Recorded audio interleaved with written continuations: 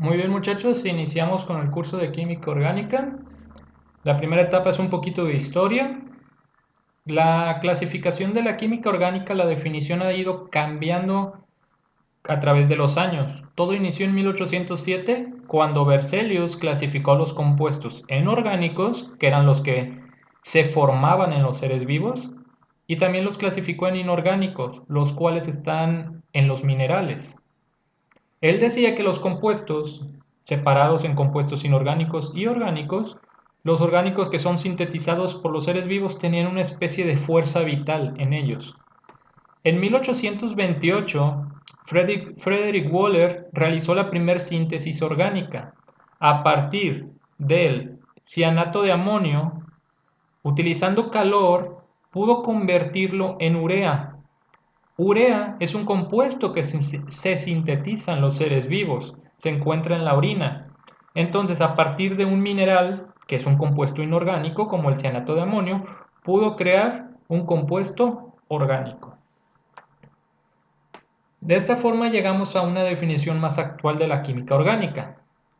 La química orgánica es la parte de la química que estudia los compuestos con base de carbono. El carbono es el elemento principal en la química orgánica. Ustedes ya conocen este elemento, tiene 6 protones, su masa atómica es de 12, por lo tanto, aparte de los 6 protones, debe de tener 6 neutrones. La configuración electrónica del carbono es 1s2, 2s2, 2p2.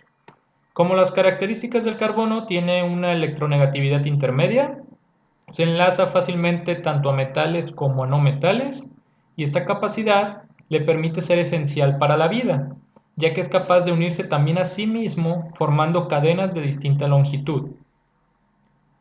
El carbono tiene un tamaño pequeño, por lo que es posible que los átomos se aproximen lo suficiente para formar enlaces dobles y triples. Esto no es posible en el silicio. El silicio tiene muchas características parecidas al carbono, sin embargo, al ser más grande, no puede generar esos enlaces dobles y triples que sí puede realizar el carbono. Dentro de las propiedades de los compuestos orgánicos, comparándolo con los inorgánicos, la fuente normal de los compuestos orgánicos son extracción de materias primas en la naturaleza o por síntesis orgánica, que nosotros lo podemos hacer en el laboratorio. Los compuestos inorgánicos están libres también en la naturaleza de forma de sales, óxidos, etc. En los compuestos orgánicos, los elementos básicos son el carbono. Definitivamente, les repito, cómo es la química orgánica tiene como base el carbono, es indispensable que esté en la estructura, pero otro de los elementos muy importantes es el hidrógeno. Entonces, los compuestos básicos para todos los compuestos orgánicos, los elementos básicos para todos los compuestos orgánicos son el carbono y después el hidrógeno. Otros elementos ocasionales son el oxígeno, el nitrógeno, el azufre y los halógenos. También hay trazas de distintos elementos, mientras que los elementos de los compuestos inorgánicos son todos los elementos de la tabla periódica. En los compuestos orgánicos el enlace predominante es el covalente, mientras que en los inorgánicos es el enlace iónico y en algunas ocasiones el enlace covalente. El estado físico de los compuestos orgánicos generalmente son gases, líquidos o sólidos, mientras que en los compuestos inorgánicos, como su enlace prevalente es iónico, generalmente son sólidos, porque tienen mayores fuerzas intermoleculares. Los compuestos orgánicos reaccionan de manera relativamente lenta y rara vez de forma cuantitativa, mientras que los compuestos inorgánicos sus reacciones son muy instantáneas y son cuantitativas. Debido a que los compuestos orgánicos su enlace prevalente es el covalente, sus puntos de fusión generalmente son bajos, o sea, por debajo de los 300 grados centígrados, mientras que en los compuestos inorgánicos tienen puntos de fusión altos, aproximadamente 700 grados centígrados, ya depende de cada compuesto. Los compuestos orgánicos no son solubles en agua, mientras que los inorgánicos sí lo son. Y los compuestos orgánicos, obviamente, son solubles en solventes orgánicos, mientras que los inorgánicos no lo son.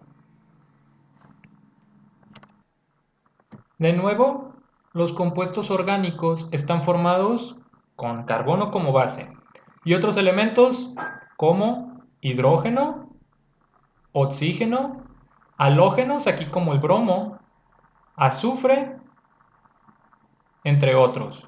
Aquí también tenemos al nitrógeno. La capacidad del carbono de formar cadenas de distinta longitud es muy importante en los compuestos orgánicos.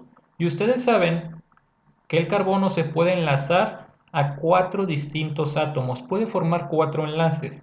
Entonces, si examinamos cada uno de los carbonos de esta cadena, podemos ver cómo este carbono de aquí está unido a 2 hidrógenos, está unido a un halógeno, que en este caso es el bromo, y está unido al siguiente carbono de la cadena. Este segundo carbono, a su vez, también debe de tener 4 enlaces. Está unido a un hidrógeno, está unido al primer carbono, al tercer carbono, y está unido a un nitrógeno. Y así seguimos con cada uno de los carbonos de esta cadena. Todos los carbonos deben de tener siempre 4 enlaces. Que no se les olvide, porque tienden a dibujar las moléculas a veces con 5 o con 3 enlaces. El carbono siempre debe de tener 4 enlaces. Vamos a repasar algunos conceptos de química inorgánica que nos van a ayudar en esta materia. Primero, la unión de los átomos. ¿Cómo se unen los átomos? Compartiendo o cediendo los electrones de valencia. Los electrones de valencia son los electrones en el nivel de energía ocupado más alto del átomo, en el último nivel, muchachos. Los electrones de valencia son los únicos electrones generalmente involucrados en la formación de enlaces.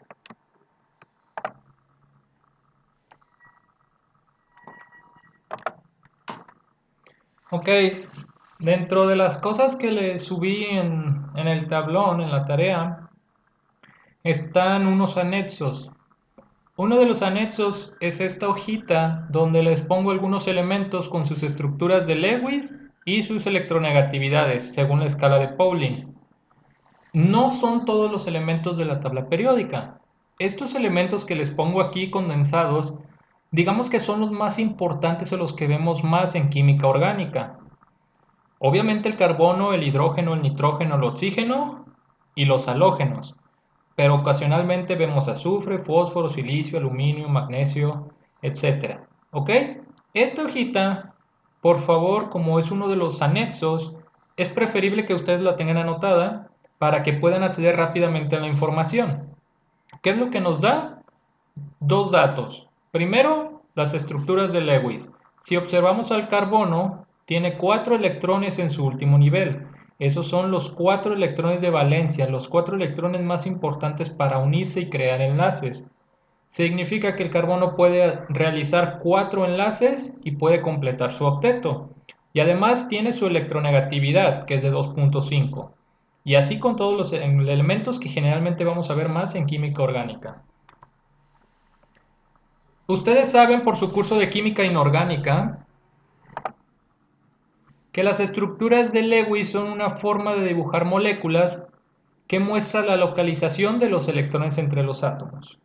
Si nosotros analizamos esta estructura, vemos el berilio como átomo central unido a 2 cloros. Nos regresamos tantito, sabemos que el berilio solamente tiene 2 electrones en su último nivel y el cloro tiene 7 electrones en su último nivel. Entonces, el berilio le comparte un electrón al cloro, el cloro le comparte un electrón al berilio y se forma un enlace. Ustedes saben perfectamente que un enlace contiene siempre 2 electrones. En esta otra molécula tenemos al boro, que tiene 3 electrones en su último nivel, comparte un electrón con 3 hidrógenos formando 3 enlaces y así cada una de las moléculas, ¿ok? El nitrógeno, nos regresamos, tiene 5 electrones en su último nivel. Solamente puede formar 3 enlaces. ¿Por qué? Porque este par de electrones libres que no forman un enlace está aparte. Solamente comparte uno con un hidrógeno para formar un enlace, comparte otro con otro hidrógeno y otro con otro hidrógeno, y de esta forma el nitrógeno puede completar su octeto al tener 8 electrones en su último nivel. De forma similar, el oxígeno tiene 2 pares libres y aparte comparte un electrón con un hidrógeno y otro con otro hidrógeno para completar su octeto. Las ventajas de la estructura de Lewis es que nos permite ver dónde están todos los electrones y determinar si cada átomo obedece la regla del octeto. Hay algunos átomos que no lo hacen, pero por lo general las moléculas tienden a buscar esa configuración electrónica, la del octeto o la que es similar a los gases nobles. Se puede ver que las moléculas pueden tener electrones de enlace y que se comparten entre los átomos y electrones no compartidos, conocidos como pares libres. Algo que es importante señalar, muchachos, es de que el nitrógeno por lo general siempre tiene un par libre. El oxígeno por lo general siempre tiene dos pares libres. Y los halógenos, aquí como el flúor, por lo general siempre tienen tres pares libres. Que no se les olvide esto, muchachos. Ahora, los pares de electrones, ya sean de enlace o ya sean de pares libres, se repelen y las moléculas adoptan la geometría en la cual maximizan la distancia entre estos electrones. De nuevo, vamos a ver al berilio. Aquí hay dos electrones de enlace y aquí hay dos electrones de enlace. Se tienen que separar lo más posible. De esta forma, esta molécula generalmente tendrá una estructura lineal. En la siguiente molécula, el boro como átomo central tiene tres enlaces. Tiene que separar lo más posible esos tres enlaces, esos pares de electrones que conforman cada enlace, y por lo tanto tendrá una estructura trigonal plana. El carbono como átomo central en la siguiente molécula tiene cuatro enlaces. Debe de tener una forma tetraédrica. El nitrógeno de la siguiente molécula tiene tres enlaces y un par libre. De cierta forma se parece a la estructura del carbono.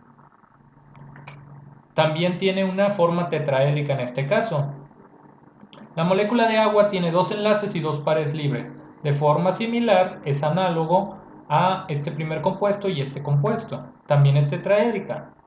Mientras que esta última molécula solamente tiene un enlace, tiene que separarlo y da una molécula lineal. Todo esto ya lo vieron en química inorgánica, solamente es un repaso rápido.